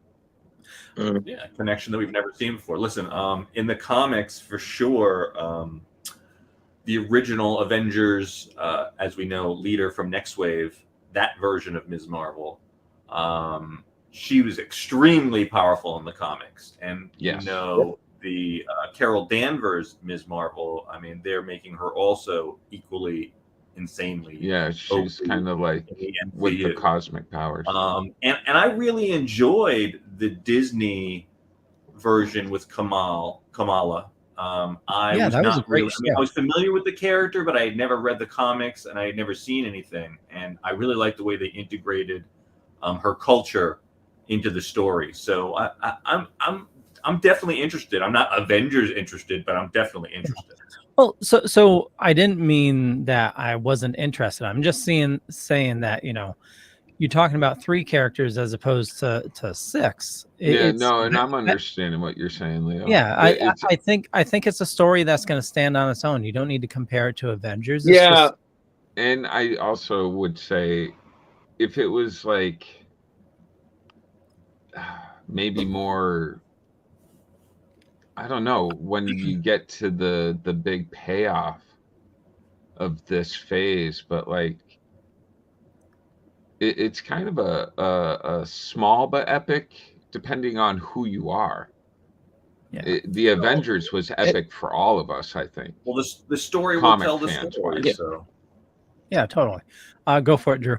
Well, yeah. So I think also the thing to keep in mind is that it's really important for the characters to still be able to stand on their own and not be dependent upon exactly an Avengers. Like most recently, we have Ant-Man, and Ant-Man is really being seen as kind of the introduction to essentially a comic accurate Kang. So but it's still an Ant-Man story. But yes, we know that Ant-Man was working with the Avengers at one point. He was there at the big battle that we saw at Endgame, but it's still an Ant-Man movie. So I think the important thing with these movies is that it shouldn't just be seen as, oh, you need to be in the Avengers in order to be great. It's kind of like how Marvel is. You have you have the characters on the Avengers, but they're still on their own book or their own team. So I agree with Leo comparing it. One, it's not the same because we had never seen a movie like the Avengers until 2012 when we saw all of them on the big screen together. So I think what he's saying is that this is kind of that unified team. It's the Marvels. So, but it's hard to compare because you have 6 completely different heroes all together against one huge threat. So you have now 3 different but similar female superheroes against some giant threat that we still have yet to know what it is. Personally, I think the best threat would be this is way more epic. I think the best threat would be if all 3 of them are fighting against like an evil Captain Marvel. That would be dope. Bring in original Marvel. And then what you do is you have them fight him, and at the end, whatever gave him powers gives him cancer, and he dies. Down ending. Boom. And accurate to the character in the comics. I see it totally different. I see they're trying to figure out what their connection power-wise is, and I think that has something to do with like the Shang-Chi technology with the 10 rings. I think it's going to be a totally different movie, and I have no idea who the bad guy is going to be. I'm excited for it nonetheless. I'm waiting for Blade. But speaking about Ant-Man, anybody seen it here? No. Not yet. Nope. Not yet. Not yet. Okay. So generally, I've heard mixed reviews. I've heard people that love it and people that are like, eh. I've heard the same. So I guess it is definitely up to interpretation. It seems pretty split down the middle. I don't see like 90% saying they hate it or 90% saying they love it. I'm seeing it pretty split behind the middle. Well, staying on like social media, like it's I've seen very few spoilers for it. Like the biggest spoiler I've seen, which we knew was MODOK, but like online I saw like the actual model of what he looks like, and it looks pretty comic accurate. But other than that, there haven't been any big spoilers. Well, it actually makes sense that his other version of him that they're using Yellow Jacket, so it kind of made sense for him to look like that in some version. Yeah.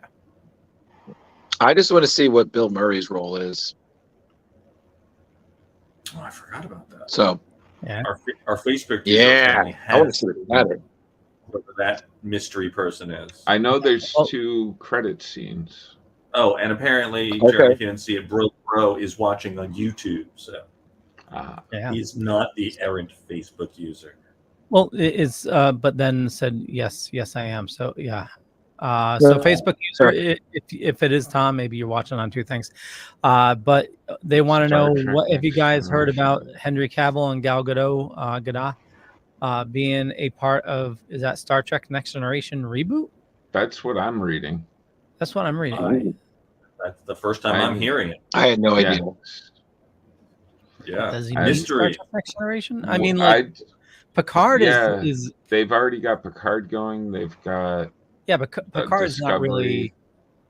And they're saying that I'm hearing that Picard is this new season is a lot like they're bringing a lot of the next gen people in. no, it's Facebook users, not Tom. Yeah. So Picard, is a essentially a regrouping of Next Generation. Riker is back. Yeah. Not Wesley. Actually, I think Wesley made an appearance. I think Guinan He made did. an appearance. And Even Whoopi Goldberg, huh? Dr. Crusher obviously is in the first episode. Worf's coming back, which when we had Michael Dorn on, he said he wasn't coming back to Star Trek unless they do a Worf show. But I mean, Picard, I need to get caught up on it. I watched the first season and it didn't really catch me. Discovery is amazing. Strange New Worlds is friggin' epic. And I don't know if you guys saw, but I personally loved the image of LeVar Burton and his daughter as characters in Star Trek on the big screen together. Mm-hmm. Like that to me was just, I was like, oh, that's so cool. You know? Yeah. Mahana, most likely it's you need to, I believe you need to like StreamYard in order for it to link your names. Damn them. Yeah, I know. So tricky. They are. But Leo, what other news do you have, Leo? Someone says hello to Jeremy. You have a fan. Yeah. That was Mahana. Uh-huh. So Nice. somebody put a Star Wars article in there? Star Wars article? What's going on with Star Wars? There's nothing but Star Wars. It was just all the new things that are currently slated to come out. Star Wars. The Star Wars. So every Star Wars Signature. movie in development, they say Rogue Squadron, Damon Lindelof's untitled movie, Taika Waititi's untitled movie. Oh, we got a bunch of untitles. Kevin Feige's untitled movie. Ryan Johnson. Leo Pond's untitled movie. Got it. Oh my God. What the fuck kind of article is this? I mean, it's all untitled movies. Oh yeah, here's the entire slate. It's all shit. Oh my. You know what? All right. Fuck that. You know what? I know what it is. I know what it is. It's Damon Lindelof's tie-in to Star Wars. It's called Star Wars Lost. Boom. Tom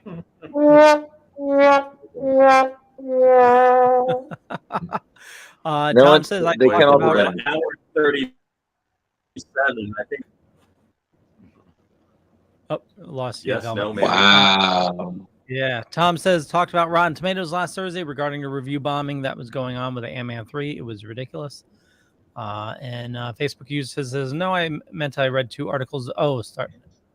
About Star Trek Next Generation and well, good. Yeah, I haven't seen anything on that. I'll have to take a look.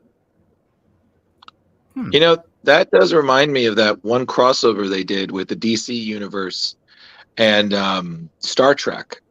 And I think I just remember that one image of Superman just like Star stopping Trek Green Lantern. It's something like that. But I just remember there was an image of like Superman stopping the Enterprise, just like palming it. I was like, dude, that's so cool. But Leo, what other news is there? Not much. Yeah, there wasn't a lot lately. Yeah, it's been kind of a slow week. Thank God. We need a break. Yeah, really. So it's kind of nice. Justice League Europe? Oh, well, we read that, didn't we? Yeah, we did. I mean, hey, there's that homage cover. Oh yeah, homage. Homage. Thank Hey, you. Look, there's Bart Sears right in the front. Bam. Reading the book. Metamorphosis, Rexy. So, you know, this was a very dated book, but I still enjoyed it. It did take me a minute to get into, though, simply because some of the characters are very young. And I think, in Rich, we talked about this, and I think Jeremy, too. Wally West, man. Oh, wow. Yeah, this interpretation of him was super douchey.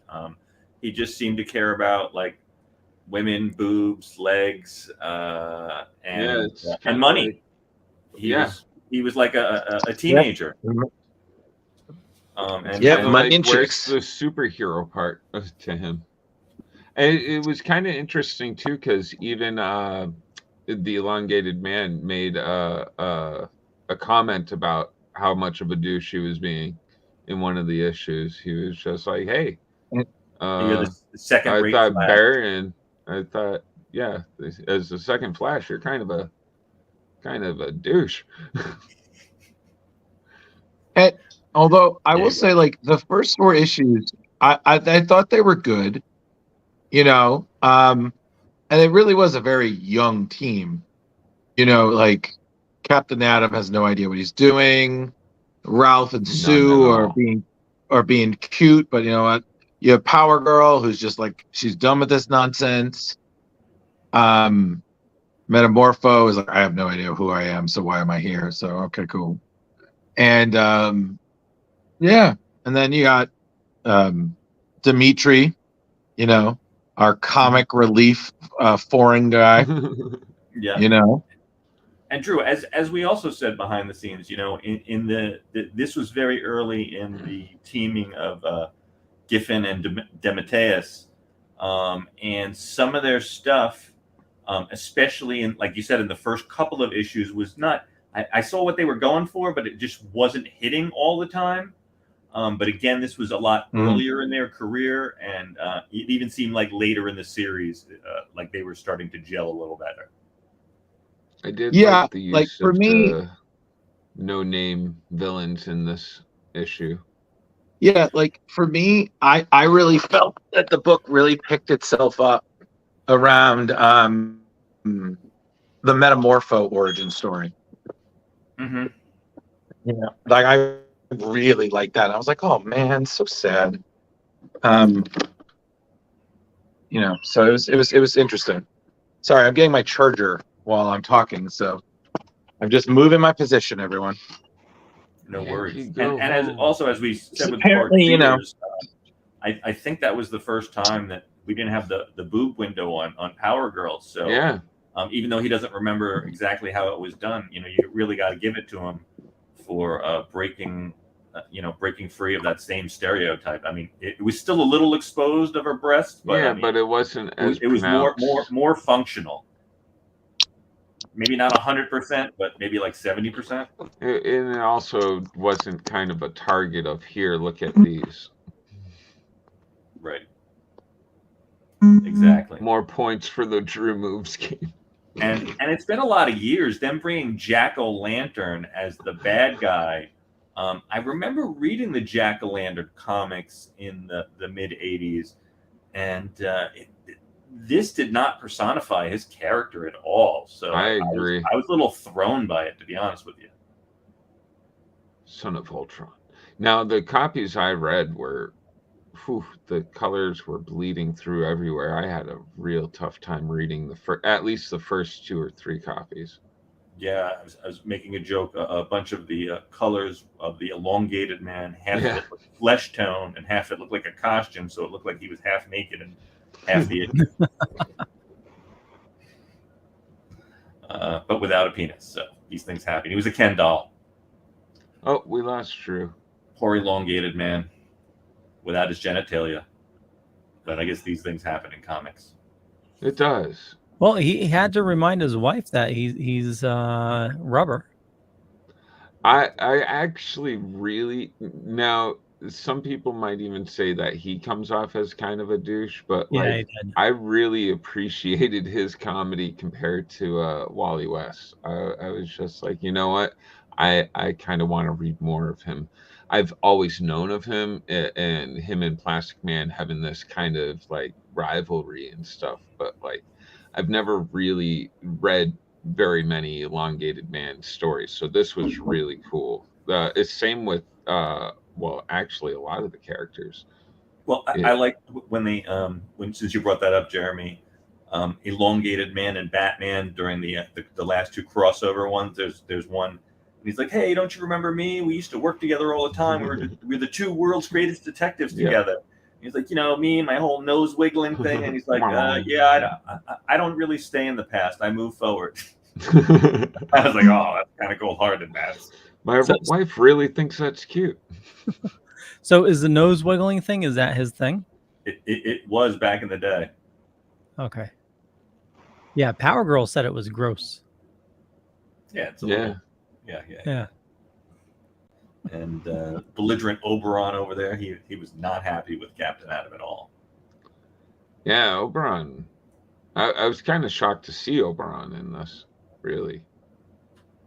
Well, because Mr. Miracle is they're kind of together. That's I know. Sidekick, and he's in the Justice League, and Max Lord runs the Justice League. So I guess in his off time, Oberon's hanging out with Max Lord. So Max Lord. Max Lord. No. I was trying to say, but then so I thought he was like supposed to be a bad guy, Max Lord. Yeah, he was. But at one point, he was fooling everybody. Yeah, he was. It seems like he was funding the whole Justice League. I think he was hired as like some kind of managerial government liaison. I don't remember. I was having that same kind of trouble while I was reading. I was like, God damn, I could swear this guy's a villain. Yeah, if I remember the storyline correctly, it's like for the first whatever amount of issues, he's the good guy, and then you discover he's not so much the good guy. I wonder if that was the original plan, or if that just got changed up on the fly. We should have asked Bart. Yeah, and we know he was the monkey paw in that horrible second Wonder Woman movie. So Max Lord. Yeah, that was not done well, as we all know. Not done well is a great way to say it. We don't need to reiterate that. Yeah. But yeah, in general, this back to school. It was fun. It was comedic. This was a great issue right here. We talked about where, the Justice League they go and they are integrating into Europe, and Europe is not so keen on them. They're just all American heroes, and there's no European heroes. And even like their government liaison there introduces them to like the governor of France, and he's like, don't even speak French. So in order to integrate, they're like, let's send everybody to school. And as we talked about that earlier, and then some bad guys end up going to school with them, and hijinks follow. Well, right, Drew?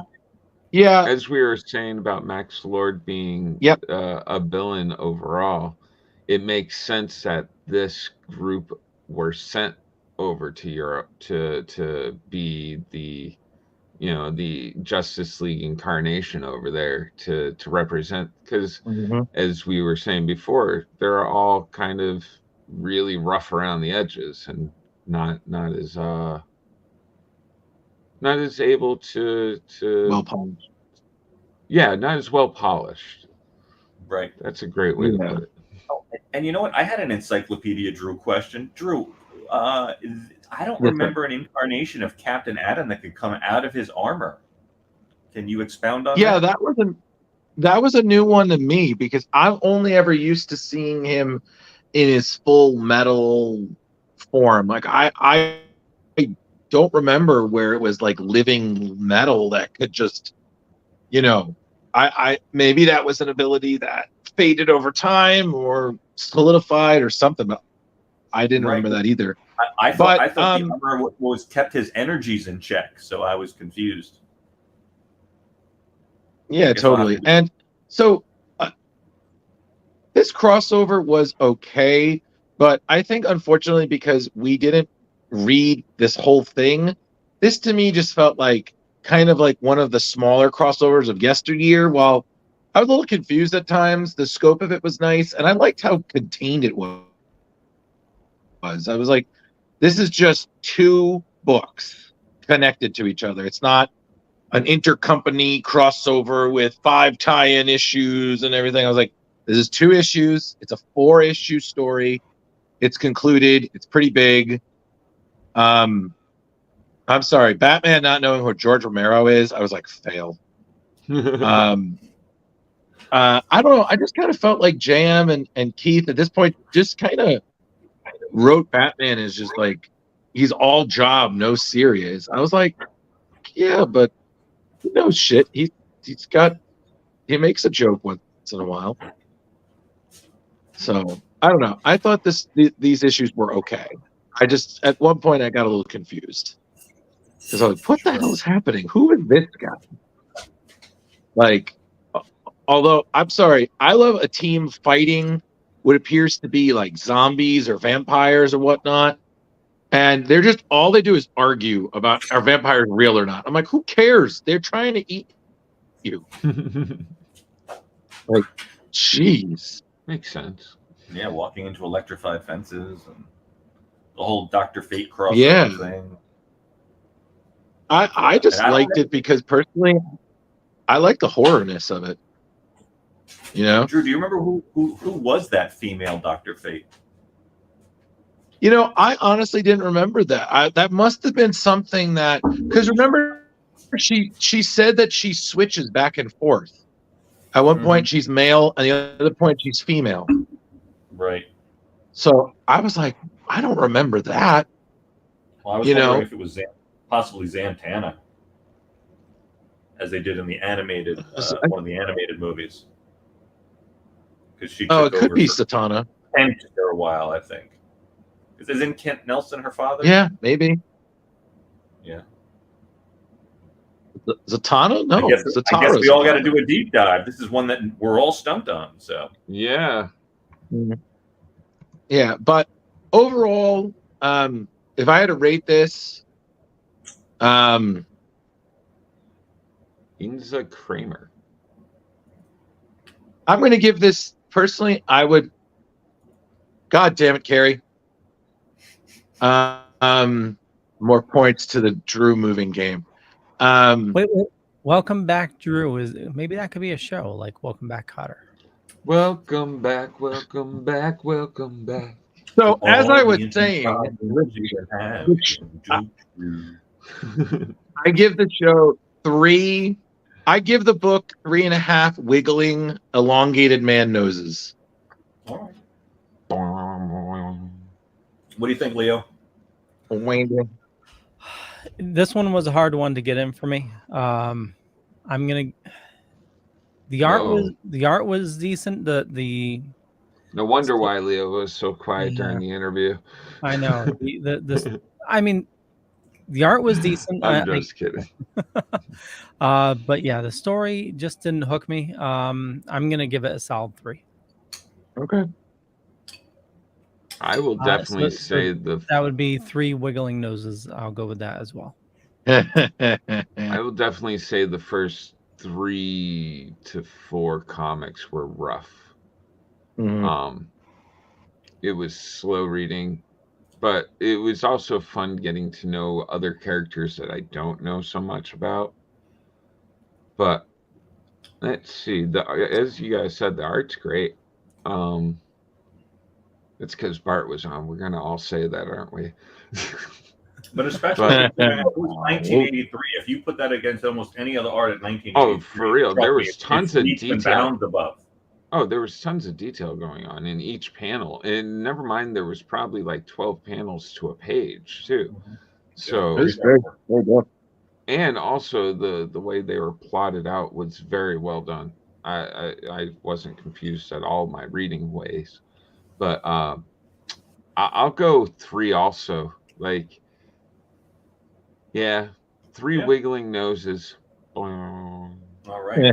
I'm going to be pretty decisive on mine. I'm going to go 3.25 Metamorpho / Rexy / Bart Sears. Fair enough. Okay. I said what I liked about the show already. I liked the art. The comedy was, like we said, was a little rough in the beginning, got a little bit better, but it was enjoyable and rough in points. So again, Wyatt got fairly a 3.25. There you go. Okay. All right. Well, do the thing, at an hour and 54. I think that's the show. I know, another one in the can. I want to thank everybody for watching this fine evening. For me, just Google Leo Pond. You find a bunch of stuff. Could be true, could be not. I'm not going to say which is which, but I run a Dorkening podcast network. Ton of awesome people doing a ton of awesome stuff. Head on over to thedorkening.com. You can learn more there. And also check out our YouTube page. We're trying to grow that, and we're putting up some special content there. So head on over to youtube.com / splash pages, something like that. Links in the notes. Jar Jar. Hey, come check out Comic Book Lovers Buy, Sell, Trade, and Auction over on Facebook. Come see me, Jeremy Courtney, on Facebook. I'm not very good at keeping up with the other socials. And here every Tuesday night, and also here on Wednesday nights for the Midweek Geek. So check out that. Woohoo! Love it. Woo. Good evening, and thanks for another great show, guys. We had a great interview with Bart Sears, and we talked about Justice League and the comic news, and we had a great time. And it's time to say goodnight, baby. And check me out, Velvet Joker 1, YouTube, and TikTok. Good night. Where you at, Drew? Where you at? Oh, he's sleeping. You lullabied him. Good night, sweetheart. Well, it's time to go.